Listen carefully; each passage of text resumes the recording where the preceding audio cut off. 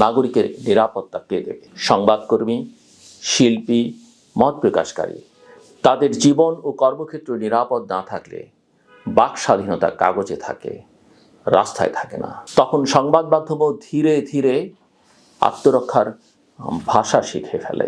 খবরের জায়গা নেয় সতর্কতা, অনুসন্ধানের জায়গা নেয় দূরে থাকা। ভয় যখন প্রতিষ্ঠানে ঢুকে যায় তখন গণতন্ত্রের সবচেয়ে দরকারি জিনিসটি হারায়: সত্য বলবার সাহস, প্রশ্ন করবার অভ্যাস, ক্ষমতাকে অস্বস্তিতে ফেলার সক্ষমতা।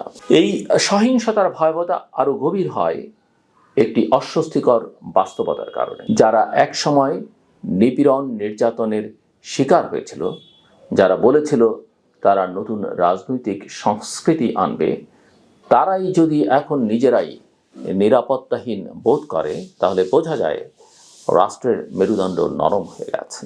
আপনাদের স্বাগত জানাই আমি আমার কথা শোনার জন্য। যে রাতে ঢাকায় আগুন জ্বলে ওঠে সেটি শুধু দুটো সংবাদপত্রের অফিস বা একটি সাংস্কৃতিক প্রতিষ্ঠানের পোড়া দেয়াল নয়, রাষ্ট্রের সক্ষমতারও এক নির্মম এক্সরে। ডেইলি স্টারের রিপোর্টার জাইমা ইসলাম রিপোর্ট জমা দিতে দিতে হঠাৎ চারদিকে হইচই শুনে বেরিয়ে যেতে চেয়েছিলেন।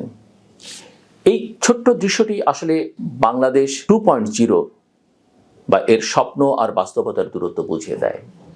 ছাদে পালিয়ে বাঁচার চেষ্টা, ধোঁয়ার দম বন্ধ করা চাপ, উদ্ধার কাজে আসা ফায়ার সার্ভিসের উপরও হামলার খবর, এসব আতঙ্কের গল্প অবশ্যই, কিন্তু এগুলো একই সঙ্গে দেখায় ক্ষমতার শূন্যতা কিভাবে মব নামের বিকল্প ক্ষমতাকে জন্ম দেয়, এবং আরও বিপজ্জনকভাবে কিভাবে রাষ্ট্রীয় উপস্থিতি দুর্বল হলে জনরোষ খুব দ্রুত জনশাস্তি হয়ে ওঠে।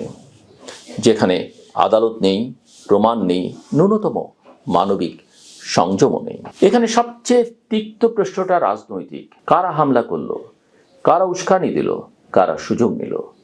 এসব প্রশ্নের উত্তর একদিনে আসে না, কিন্তু আরেকটি প্রশ্নের উত্তর রাষ্ট্রকে সঙ্গে সঙ্গে দিতে হয়: নাগরিকের নিরাপত্তা কে দেবে? সংবাদকর্মী, শিল্পী, মত প্রকাশকারী তাদের জীবন ও কর্মক্ষেত্র নিরাপদ না থাকলে বাক স্বাধীনতা কাগজে থাকে, রাস্তায় থাকে না। তখন সংবাদ মাধ্যমও ধীরে ধীরে আত্মরক্ষার ভাষা শিখে ফেলে। খবরের জায়গা নেয় সতর্কতা, অনুসন্ধানের জায়গা নেয় দূরে থাকা। ভয় যখন প্রতিষ্ঠানে ঢুকে যায় তখন গণতন্ত্রের সবচেয়ে দরকারি জিনিসটি হারায়: সত্য বলবার সাহস, প্রশ্ন করবার অভ্যাস, ক্ষমতাকে অস্বস্তিতে ফেলার সক্ষমতা। এই সহিংসতার ভয়াবহতা আরো গভীর হয় একটি অস্বস্তিকর বাস্তবতার কারণে। যারা একসময় নিপীড়ন নির্যাতনের শিকার হয়েছিল, যারা বলেছিল তারা নতুন রাজনৈতিক সংস্কৃতি আনবে, তারাই যদি এখন নিজেরাই নিরাপত্তাহীন বোধ করে তাহলে বোঝা যায় রাষ্ট্রের মেরুদণ্ড নরম হয়ে গেছে। পুরনো শাসনের দায় ছিল দমন, নতুন সময়ের দায় হওয়া উচিত ছিল প্রতিষ্ঠানকে শক্ত করা।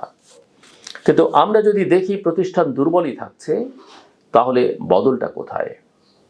সরকার বদলেছে, মুখ বদলেছে, কিন্তু ক্ষমতা কেমন কাজ করে? সেই পুরনো রোগটা থেকে গেছে ঠিকই, নিরাপত্তা দিতে ব্যর্থ হয়েছে, তোড় চাপানোর প্রতিযোগিতা।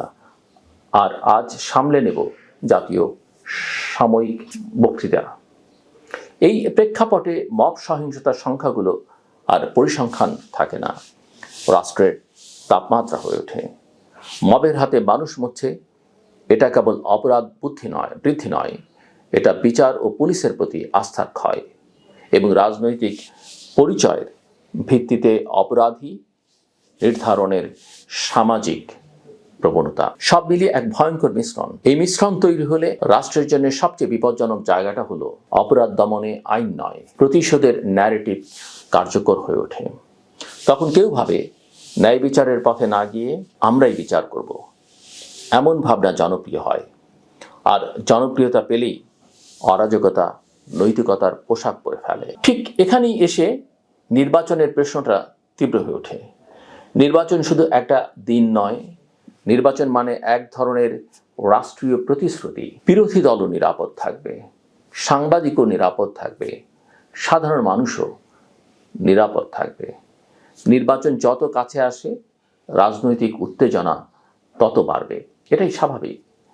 কিন্তু রাষ্ট্রের কাজ হলো উত্তেজনাকে নিয়মে বাঁধা, ভয়কে নিয়ন্ত্রণে আনা, আর সবার জন্য সমান নিরাপত্তা নিশ্চিত করা। আমরা যদি দেখি হামলার রাতে বারবার ফোন করেও সাহায্য মেলেনি, উদ্ধারকর্মীরাও আক্রান্ত হয়েছে, আর শেষ পর্যন্ত অনেকে দেরিতে আইন শৃঙ্খলা রক্ষাকারী বাহিনী, নিরাপত্তা বাহিনী এসে পরিস্থিতি সামলেছে, তাহলে মানুষের মনে স্বাভাবিকভাবেই প্রশ্ন জাগে, ফেব্রুয়ারির মতো একটি নির্বাচনী সময়ে রাষ্ট্র কি একইভাবে দেরি করবে?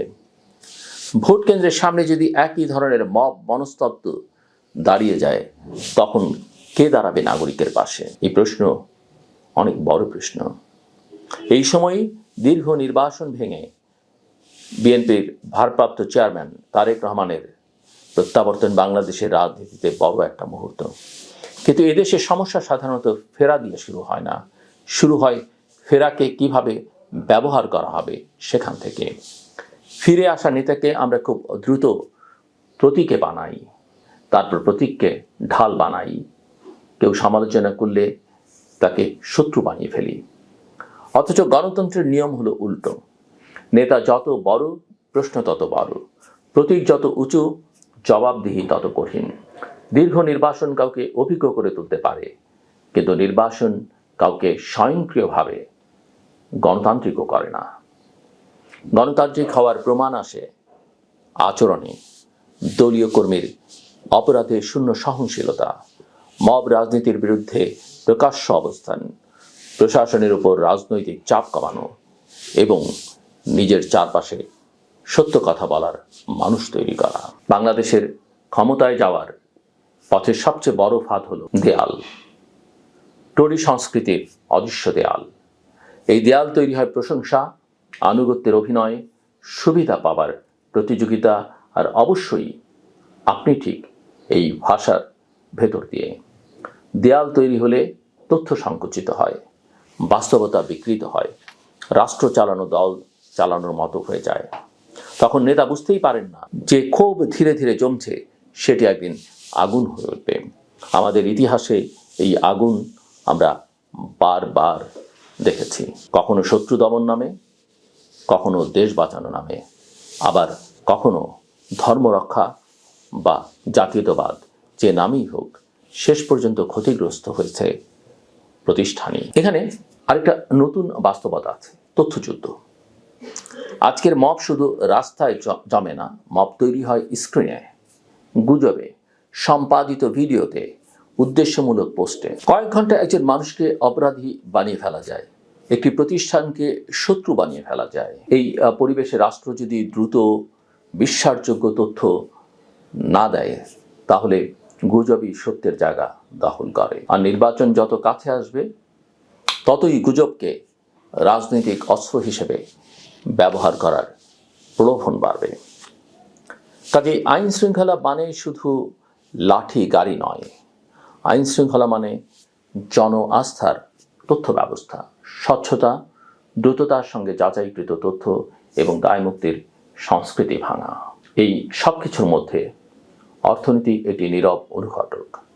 চাকরি, দাম, অনিশ্চয়তা এসব যখন বাড়ে, তখন সমাজের সহনশীলতা কমে। অর্থাৎ চাকরির অভাব, বাজারে দ্রব্যমূল্য এগুলো বাড়লে সহনশীলতা কমে। মানুষ রাগের কারণ খোঁজে, আর সেই রাগকে কেউ যদি সহজ শত্রু বানিয়ে দেয়, তাহলে সহিংসতার বাজার তৈরি হয়।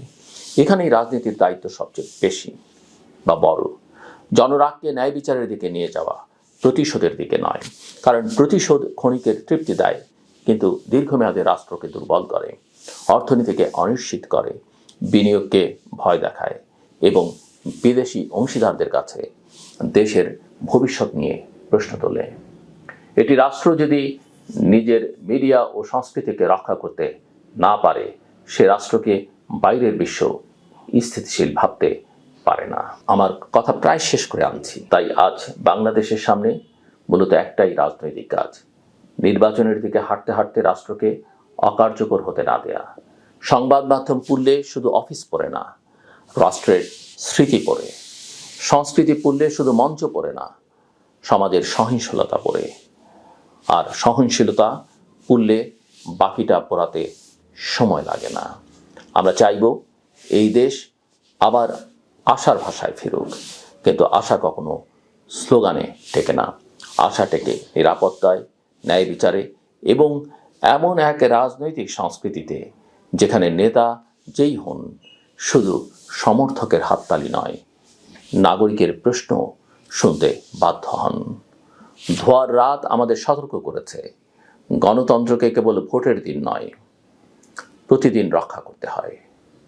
আর প্রতিদিনের রক্ষা কবচ হলো প্রতিষ্ঠান, মব নয়, মিথ নয়, আর কারো অলিখিত ছাড়ও নয়। আমার কথা শুনবার জন্য আপনাদের অসংখ্য ধন্যবাদ। আপনাদের সবার জন্য শুভকামনা।